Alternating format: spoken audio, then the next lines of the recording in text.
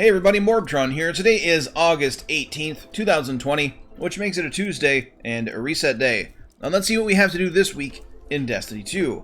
Of course, we have the Solstice of Heroes event. This is the second week of the event, and it goes on until September 8th. So definitely, if you are looking for something to do in the game, then you want the shiny new armor set. This is what your Titan can look like, and I really like this armor. Now, if you complete all of the objectives on the final pieces of armor, you unlock a white glow on the armor, which actually looks really good, especially paired up with a black and white shader, like the new one from Eververse, the Jacarina. I think that's how that's pronounced. I dig it. I think it looks really cool.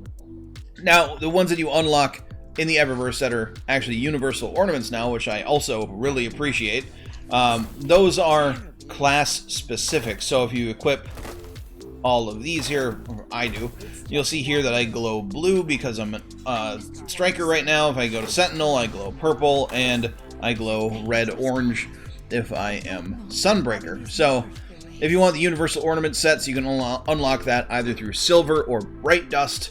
And yes, there will be a new glow for the new darkness subclass coming in November. Can't wait to see what that one's going to be. Maybe it'll glow black or like gray. I don't know. We'll see what happens, but I dig it. I like the way this armor set looks. It looks pretty cool, besides the class item. But I mean, this one's just better. So anyway, on to other stuff. Oh, by the way, I'm going to be making a video on this as well. The Solstice of Heroes event is actually a great way to farm for high stat roll gear. Now this one is a 60 stat roll piece that I have an intellect mod in, so obviously there's that. These are all fairly high stat rolls. Not looking at the class item because that doesn't count, but they're all pretty good. And it's a decent way to farm for high stat roll armor, especially if you don't want to do like end game activities to get high stat roll gear. It's a very low point of entry to get really good gear, and it's a great catch-up mechanic for people that are either returning to the game or coming to the game new before Beyond Light kicks off, and that's actually a very, very good way to use the Solstice of Heroes event to kind of experience the game as a whole and get rewarded quite considerably for doing so. But also, I want to mention here before we get into the rest of the reset video, the reason why you have not been seeing too much of my content here on YouTube is I've actually been enjoying myself over on Twitch quite a lot lately. I've live streamed, I believe, for the past 6 or 7 days in a row. Now, I do stream later on in the evening because, unfortunately, I do have a day job, but it's been a blast. Been doing a lot of Crucible. We've been just popping off, just absolutely having a blast. So head on over to twitch.tv/MorbTron, drop a follow, and you know, if I'm live streaming at the time, say hi. You know, Tuesday, Wednesdays I tend to live stream earlier because those are my days off currently. But yeah, otherwise later on in the evening, definitely check it out. We have a good time in the Crucible and doing other shenanigans, especially now for Solstice of Heroes. But back onto the reset video. In the solar system, the Pyramid ships are on Io in the Lost Oasis, so if you want to help out Azure Mir, scare them away, and help out Eris Morn and the Drifter by collecting those fancy dark motes and get some loot in the process, do your means to an end story mission, that is over on Io. The flashpoint this week is on Nessus, so if you want to help out our favorite AI failsafe, go do so and get your powerful rewards from that. In the Crucible, the rotators this week are Clash and Lockdown.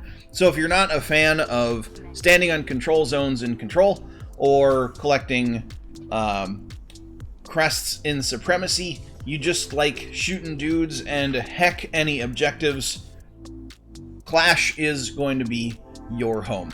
And I imagine that Clash is actually a fairly popular weekly rotator, besides like Mayhem or Momentum Control, because those are obviously very unique playlists, and Clash is just the very basic form of PvP in Destiny 2. And then we also have Lockdown, but no one gives a damn about Lockdown, so I'm not even going to talk about it. In the Vanguard playlists, the Ordeal this week is the Festering Core yet again. Now, if you remember, the first time the Festering Core was the Ordeal, Grandmasters were not around yet, but that wasn't the thing with the Festering Core. It was broken. and all the enemies were at much lower power levels than they should have been, so if you queued into the 1080, things were much, much lower, and it was actually soloable, is how that word is said, and a complete joke. But hopefully that has been fixed.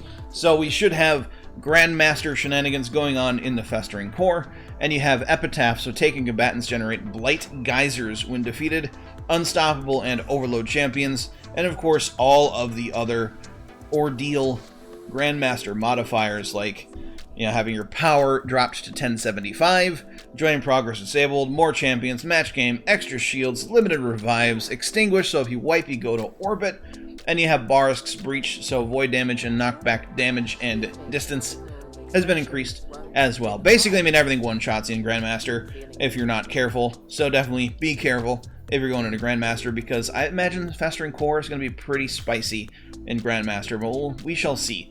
Now, if you're only going for the pinnacle rewards, you don't have to go crazy in Grandmaster or even Master. You can go Legend and get that 100,000 pinnacle reward. You'll have to deal with Denial, so take and vandal some of their shields significantly more often. It's very annoying, but just run up and melee them, you'll be fine. Unstoppable and Overload champions, match game, and Barisk's Breach yet again. Void damage increased, knockback damage increased. Now, Master also has Denial, so it'll be interesting. They definitely changed it.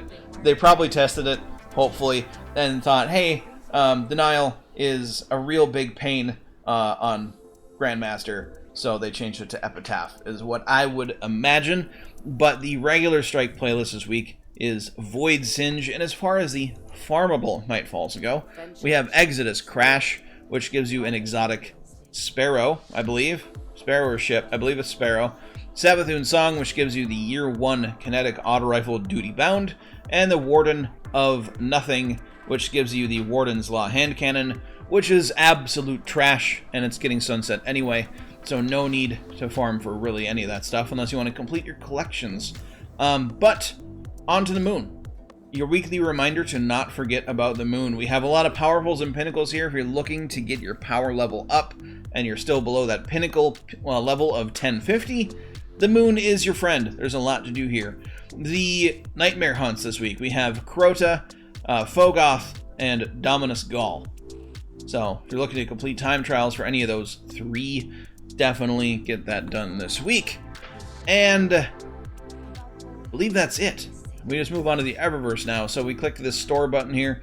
Now we'll see what Eververse has to offer for us this week. Now we do have a new Ghost Shell up for Bright Dust this week. It is the BACKSPIN shell. Now Bungie claims to think that this is a golf-related Ghost Shell, but it says for ghosts who always seek the ace, and that is a tennis term. That is confirmed by one of my friends that plays tennis a lot, so there we go. That is a tennis shell, Bungie. You don't even know what you made. Now we have the On GILT Wings Sparrow. This was available for silver last week. It is now available for Bright Dust. It's a lot of Bright Dust, but it is available. We have the Silly Handshake, which you just like pat your chest and like clap weird. I don't know, get it? We have the Tangerine Gloss Shader, very shiny. You're not going to be able to hide in a crowd using that shader. Very orange, very in your face. We have the Twisty Dance here for silver. Not really my cup of tea, but there you go. It is there. The Cabana Shell, pretty cool ghost shell. It is a guiding light shell.